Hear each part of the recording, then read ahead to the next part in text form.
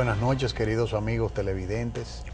Bienvenidos una vez más a otra entrega de Debate Jurídico, que es un aporte a la sociedad dominicana de la Academia Dominicana del Derecho. En el día de hoy vamos a tener una conversación muy interesante con el intelectual Manuel Núñez. El doctor Manuel Núñez es Premio Nacional de Literatura, ha estado otras veces en el programa, no sé si recuerdan que estuvimos hablando sobre los textos, los famosos textos, ¿cómo era que ayer le llamaban? Integrados. Textos integrados, que fue una batalla en la que se empeñó la Academia Dominicana de la Lengua, en la que se involucró la Academia Dominicana del Derecho también, y ustedes no se imaginan de lo que hemos librado a la sociedad dominicana con sacar estos libros de circulación. ¿Te acuerdas, Manuel? Sí, que realmente... Pero felizmente la sensatez primó y aquí estamos nuevamente con Manuel. Y traemos a Manuel, ¿por qué? Porque este es un programa obviamente jurídico, tiene que ver con temas jurídicos.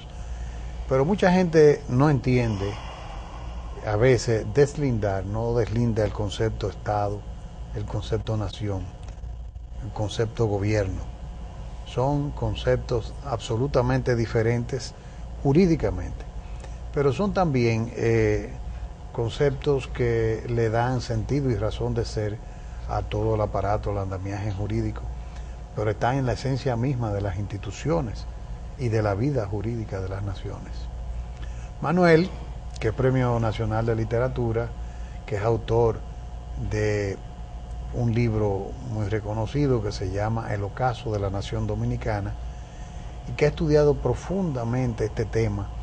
Y quisiéramos hablar con Manuel porque parte de lo que tratamos de hacer en el programa es que la gente entienda el porqué, la razón de las cosas.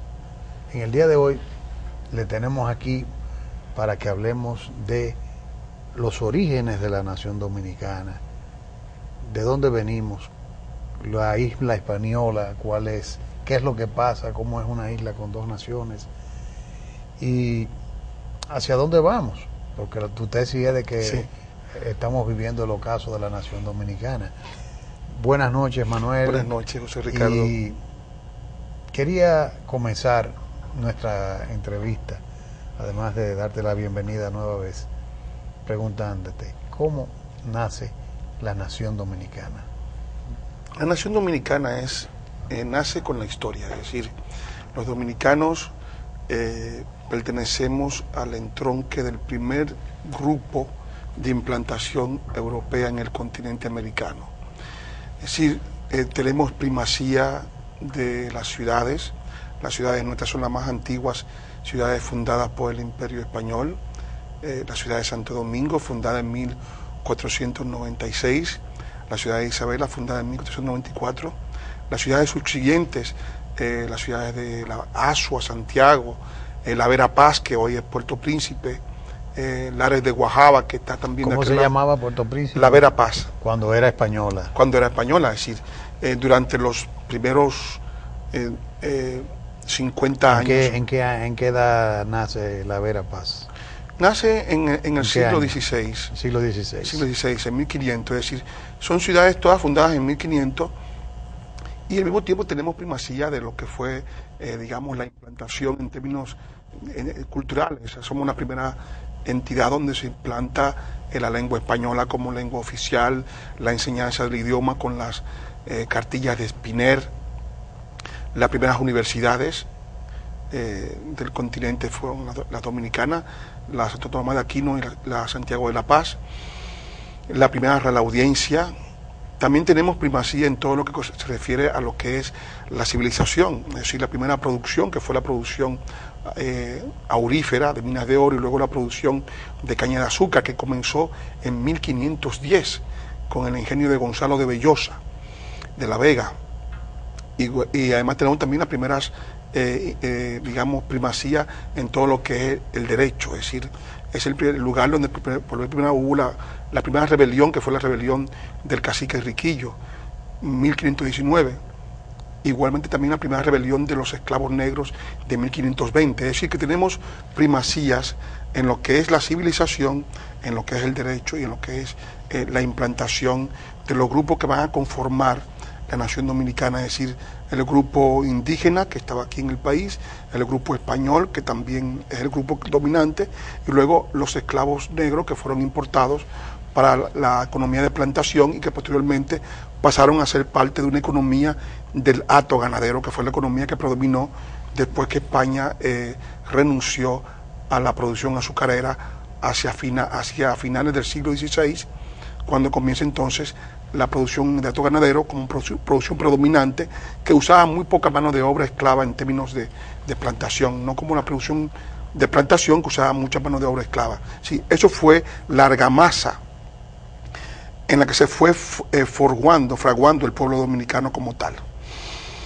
Esta, digamos, situación se prolonga en los primeros 2 siglos de manera un poco uniforme, pero hacia 1605 se produce un incidente que Pedro Mira ha llamado el Gran Incendio, que son las devastaciones del gobernador Osorio, que tenían como finalidad evitar que las poblaciones que estaban en la banda occidental de la isla, donde está hoy Haití, tuvieran tipo de negociaciones con extranjeros. España se convierte en una potencia teocéntrica, encarna todo lo que es la lucha en contra del luteranismo. Había ya en Europa una división religiosa, un cisma religioso que va a hacer que España persiga todo lo que son las manifestaciones de la disensión del dogma católico. Entonces, una vez que la Inquisición española encuentra en la parte occidental de la isla 300 Biblias protestantes, comienza entonces toda una lucha para tratar de que las provincias de la banda occidental de la isla, Vallajá, La Yaguana, donde está hoy Haití, tengan negociaciones y tratos con personas que no sean de procedencia católica, y eso hace que se desbaste, se produzca una guerra. En esa guerra los criollos van a luchar en contra de España. Dice Américo Lugo que ya en esa guerra estaba en ciernes el espíritu del pueblo dominicano, porque los criollos estaban luchando para mantener sus formas de vida con relación a la negativa de España. Entonces, eso hace que se produzca la devastación de esas provincias occidentales. Se obliga a la población a vivir, digamos, concentrarse en la parte oriental. Se plantea una guardarraya que prohíbe a los criollos alejarse, porque la isla estaba... Las primeras señales se fueron viendo con las negociaciones que venían de los holandeses, los bucaneros. Exacto. Y filibusteros, sí, ubicados en las islas que estaban al norte de la parte occidental de la isla. Así es, sí, los bucaneros y filibusteros. Ahí viene el primer problema. Todas las provincias, los países enemigos de España, a saber, los Países Bajos, Inglaterra, Francia en gran parte, comienzan a tratar de obstaculizar y de torpedear todo lo que es las rutas del comercio español.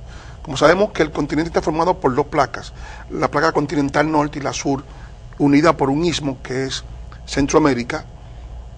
Esas placas continentales generan un mar semicerrado, que es el mar Caribe, y en ese mar están todas las islas por las cuales ha de transitar toda la riqueza española que va hacia el continente europeo. Entonces, los europeos que están combatiendo en contra de España comienzan tratando de apoderarse de las islas que van a ser las rutas del comercio, es decir, una visión geopolítica de tomar todo lo que es la ruta comercial, y comienzan tomando Curazao, Aruba, Martinica, Guadalupe, que eran islas españolas descubiertas en el 4º viaje de Colón, y a partir de esas islas comienzan a hacer toda digamos, el intento de corso, o sea, de robarle a España todas las riquezas que van a ser exportadas a Europa, y desde luego la isla nuestra, que es una de las más grandes, tuvo también el mismo tipo de trato por parte de estos grupos de filibusteros y bucaneros que tenían digamos, el negocio de tratar, digamos, de contener el poderío español en estas islas.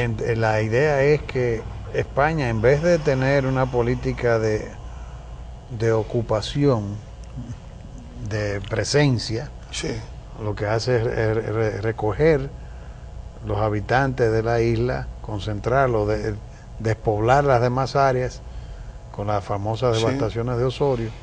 Entonces eso es lo que permite que se comiencen a presentar asentamientos de ese tipo. Exactamente, sí. España tenía... Entonces la primera, entonces lo que tú planteas, el profesor Américo Lugo plantea que la primera expresión de identidad, sí, es la rebelión, de identidad hombre-tierra, que es parte de los elementos sí, del concepto nación, se presenta en la defensa, en la reacción de la población a las devastaciones de Osorio. Exactamente, sí, la rebelión. Ahí se comienza como, se pueden hablar de los cimientos del fermento, según Américo Lugo. Porque ya, hay el concepto nación, hay una identificación del individuo con su geografía, ¿verdad? Hay una identificación del individuo con su geografía, es decir, hay uno de los muchos una comunidad elementos de intereses, una comunidad lingüística, una comunidad histórica, una comunidad de vínculos consanguíneos, claro, pasado, que presente, son las que van forjando, fraguando todo lo que es el pueblo dominicano. Y desde luego Lugo lo que plantea es que el hecho mismo de que los dominicanos, que era el gentilicio usado para llamar a los hijos de Santo Domingo, antes de que existiera actualmente el Estado dominicano, se hablaba de dominicanos, que los dominicanos éramos ya una comunidad de intereses porque estábamos luchando por mantener los modos de vida que habían caracterizado a los habitantes de Santo Domingo. Y ese hecho es el hecho que hace que aparezca Hernando de Montoro encabezando la rebelión de Guava, rebelión en la cual se duró durante 2 años resistiendo los objetivos planteados por Osorio, por Antonio Osorio.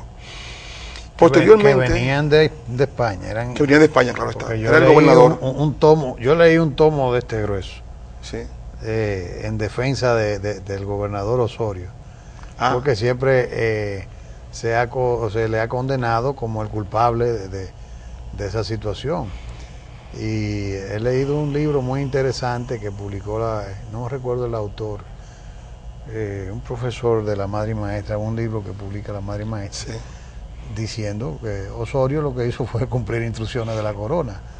No, Osorio no cumplía instrucciones de la corona. De hecho, él llegó y no pudo completar su objetivo porque el arzobispo Dávila, que era de origen mexicano, se oponía resueltamente a que se devastara esas poblaciones. Claro, de hecho, él lo que hizo fue tratar de presentar esa devastación como una solución decidida por la monarquía, cosa que no fue verdad, porque durante 2 años él esperó la muerte del arzobispo para poder llevar a cabo su propósito, que era el de devastar las poblaciones de la banda occidental. Yo te invito a ver eso, porque hay una defensa muy, muy interesante yo creo que desde el punto de vista geopolítico, o sea, y documentada, o sea, hay realmente fue un error geopolítico. Fue un error geopolítico y de hecho viniere de donde viniere. Los propios oidores tienen una visión enteramente negativa de lo que Osorio hizo en Santo Domingo. Posteriormente, ¿qué ocurre?